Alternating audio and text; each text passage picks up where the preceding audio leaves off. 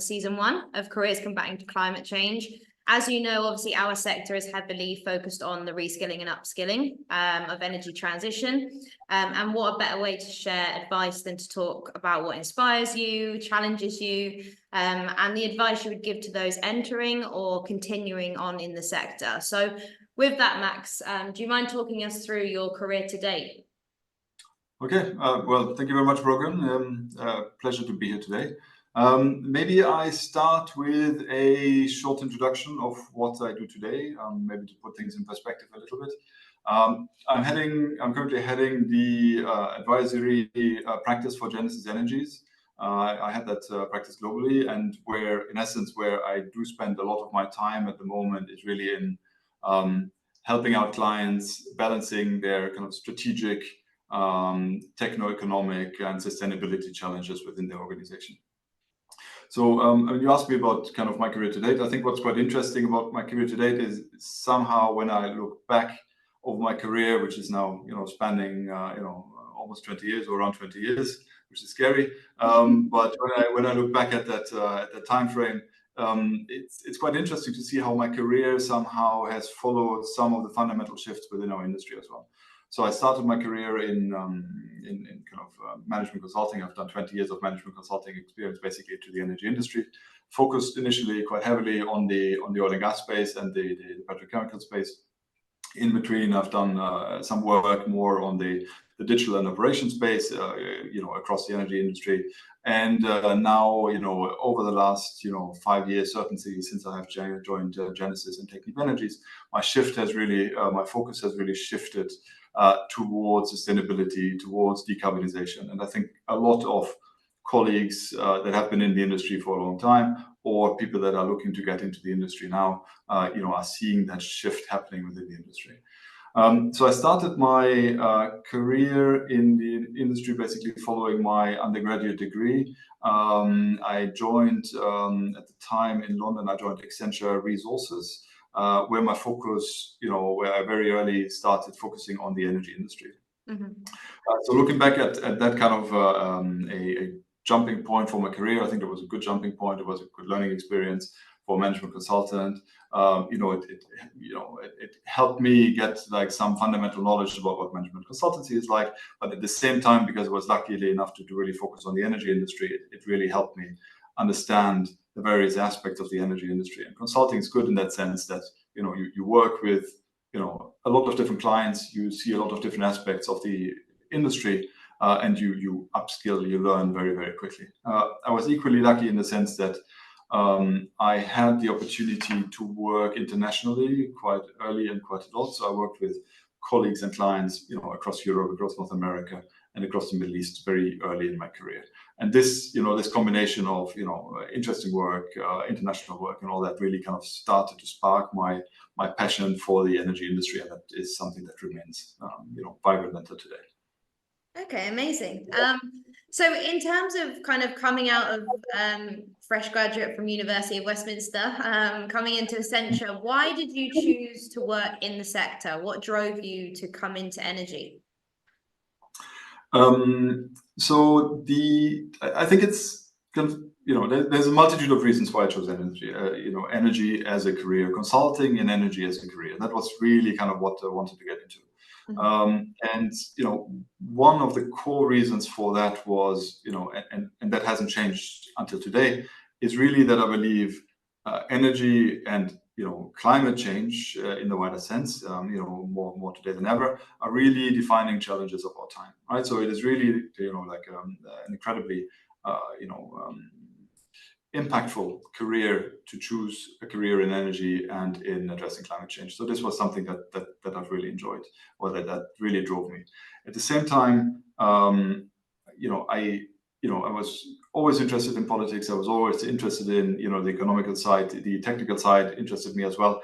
And that interplay between the different elements that impact the energy industry, be it strategic, be it technological, be it economical, or be it political, that complexity that plays a part in the industry, I always found fascinating. It is something that, that I wanted to, get involved in. The advantage is, it constantly evolves and it never gets boring. And as a career, that's a great thing to choose.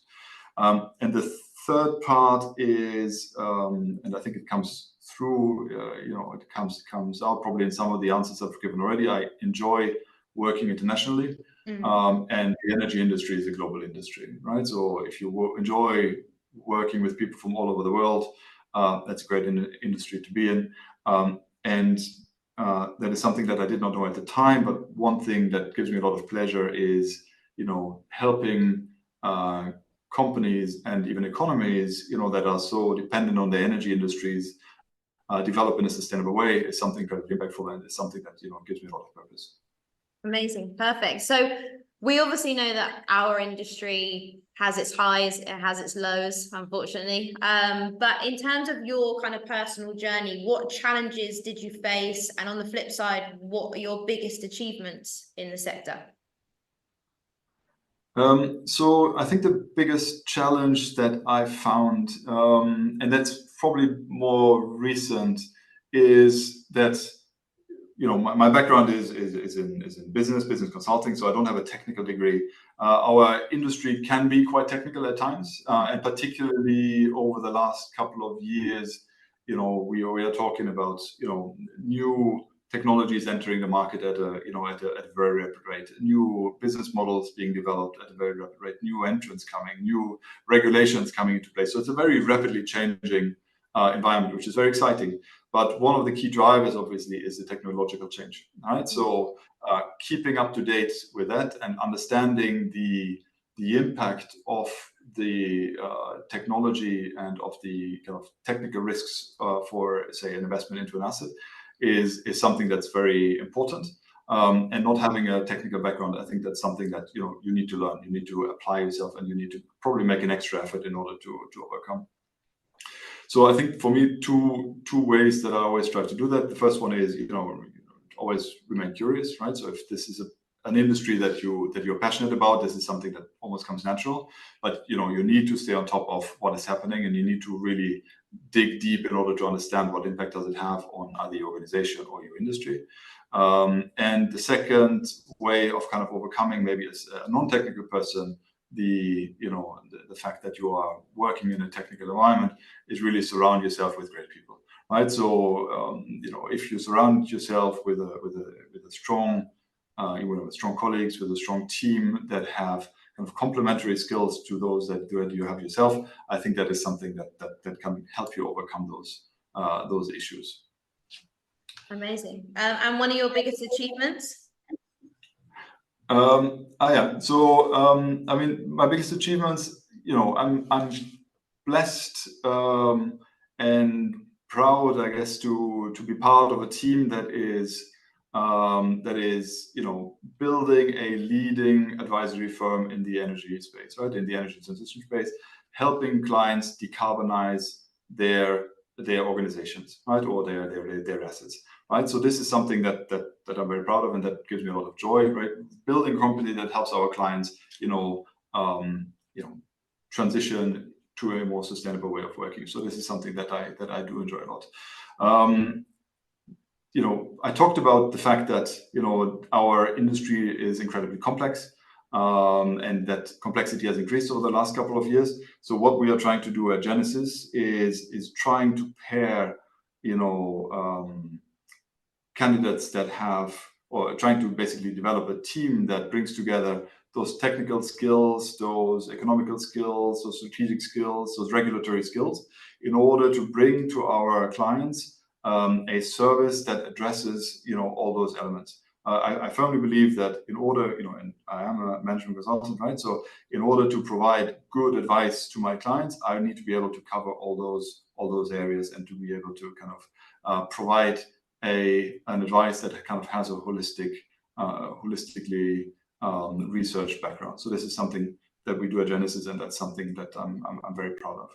So being part of Genesis, being part of Technip Energies is of course a big advantage here, right? So Technip Energies is a large engineering group with 15,000 experts, technologists, and engineers, which gives you a huge pool of expertise, data, and knowledge that we can pull from, and that we can basically bring to bear with our clients. And all of this, bringing all of this together, I would say is kind of, I'm part of the team that kind of develops that, and I think I'm contributing to that, which kind of gives me a sense of achievement in, of fighting climate change and basically developing this company that supports our clients.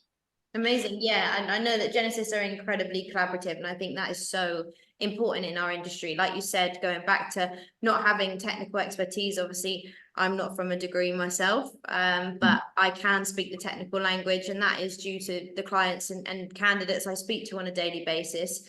With our kind of industry, everyone's so passionate that they don't mind teaching you.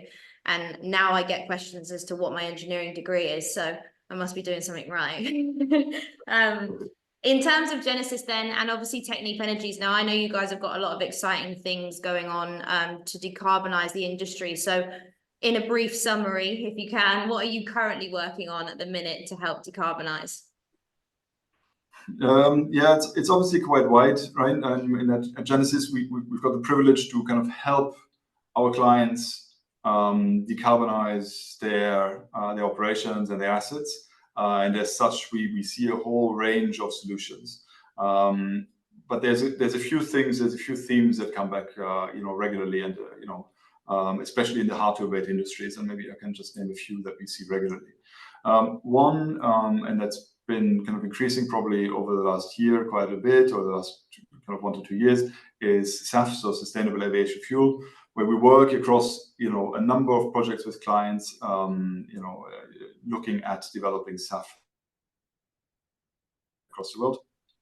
A lot of our clients believe in SAF, but I think where they are looking for our help is in establishing and identifying what the optimal constellation is, to create SAF. That means bringing together the right pathway. That means, is it, a Power-to-X pathway? Is it a biofuels pathway?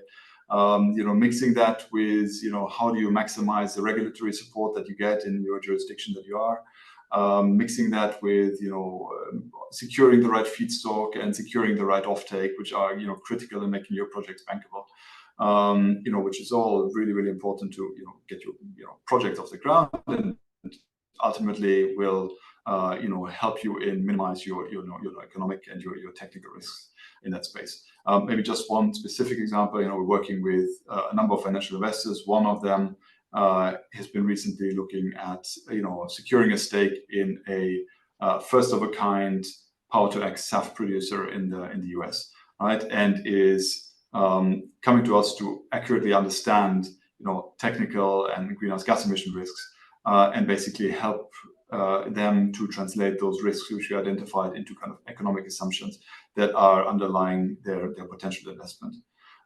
So that's kind of SAF. That's a big topic that we see at the moment. Another one is obviously CCS or CCUS. So both Genesis and Technip Energies have a long history in CCS or CCUS, and what we do typically is we're helping either individual organizations or clusters or consortiums, or even governments ultimately in identifying and setting up, technically and technically executing, CCUS roadmap and projects, right? So maybe again, one kind of specific example, we've recently done a strategic review or strategic assessment of the CCS capacity, suitability, and economic viability of this country's greenhouse gas emissions for its to this country's greenhouse gas industrial greenhouse gas emissions potential to be addressed through CCS, right? So a very kind of high level assessment that where Genesis is getting involved in there is really making sure that while we do these large assessments, they are also technologically sound and realistic. What we see quite often in the market is kind of very high level assessments that might not necessarily kind of reflect reality. So this is, I think, is where Genesis kind of sets itself apart as well. And maybe as a third point, so something that we still see quite frequently is kind of a lot of projects in the hydrogen and ammonia or derivative space, where again we are helping a wide host of companies, assessing and optimizing their basically hydrogen and ammonia or derivative projects, right? Again, finding that optimal constellation of settings to make these projects viable and economic. Amazing. It's nice to see you guys are tackling the sector at all different angles possible. So let's go kind of back to first day, Max, walking into Accenture. What 3 pieces of advice, if you met yourself at the door, would you give yourself today? I think, I look back and I see what has kind of worked well for me, and I would probably encourage myself to do more of the same. The first one was always, be open to new adventures, right? So learn from new environments. I've been lucky enough to, work in challenging environments in different countries, with new clients and all that. It's really mind-opening, and it really helps you learn a lot and a lot faster. If you put yourself basically in the deep end and you kind of expose yourself to challenging environments. So that's the first one. The second one is surround yourself with great people, right? This is really critical. Find yourself the people that you look up to. There might be leaders in your organization, there might be colleagues, there might be clients, there might be in different roles in different organizations. But it's really important that you surround yourself with those people. Look up to them. Build the relationships, build these mentorship relationships, and learn as much as you can from them, and try to emulate them where you can. And the last thing, which is very important to me anyway, I think we spend so much time at work in our careers. You need to find something that you're actually passionate about, that you actually enjoy. So don't sit around, doing something that you don't enjoy. Find something that you're passionate about. It's the only way to stay motivated. And unless you're motivated, I'm of the opinion anyway, you won't be doing a good job. And if you're not doing a good job, you won't have a good career. Right, so find something you're passionate about. Great advice. Amazing, perfect. And obviously there are 3 incredible pieces of advice in the industry, but what is one last piece of advice you would maybe give someone transitioning into the sector? It's a sector that is growing, so there are possibilities. I would say expose yourself. Start the conversations. If it is something that you are passionate about, do it. It can be an incredibly exciting career. It never gets boring. It's impactful, and certainly it will remain relevant for the next 20 or 30 years. So go after it. Amazing, perfect. Well, thank you so much for being on the podcast and obviously ending season 1 with us. Your insights today have been incredibly valuable, and I can't wait for everyone to hear them. Thank you for having me.